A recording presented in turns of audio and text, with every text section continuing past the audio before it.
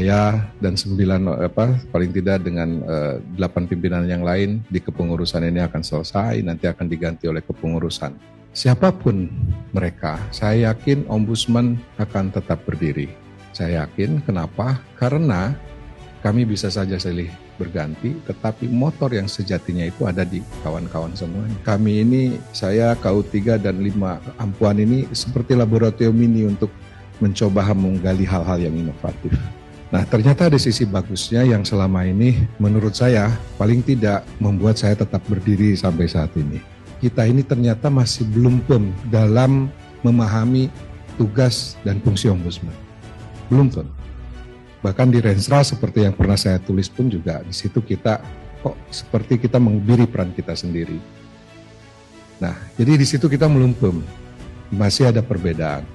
Dan dalam pertarungan wacana tersebut, ketika saya 5 tahun ini, saya memiliki keyakinan bahwa pemahaman saya terkait tugas Ombudsman itu adalah pada intinya kalau diramu dalam kalimat yang sangat singkat adalah pencegahan dan pemberantasan maladministrasi. Bagaimana pencegahan dan pemberantasan maladministrasi itu dilakukan?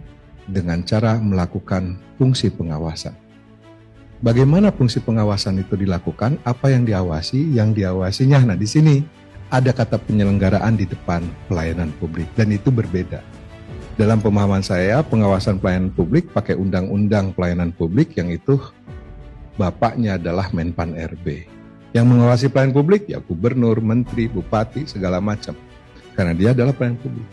Ombudsman adalah pengawasan penyelenggaraan pelayanan publik. Nah ini, fungsi ini yang membuat akhirnya saya dan tim mengejawantahkan dalam setiap menyelesaikan menuntaskan laporan.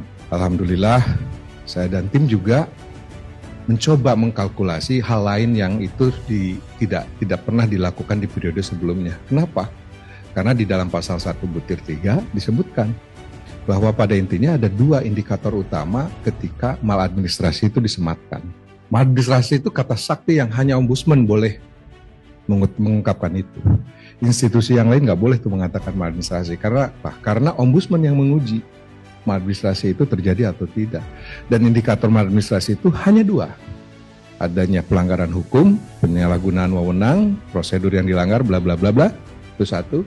Dan adanya kerugian masyarakat yang dari masyarakat, baik itu material atau imaterial.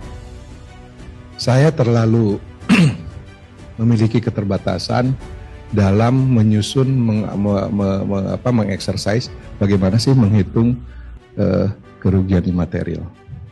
Tapi catatan akhir tahun kemarin mengatakan dari KU3 dan dari 5 perwakilan, total dari ampuan saya kerugian masyarakat yang bisa diselamatkan itu real, itu senilai 1,6 triliun rupiah.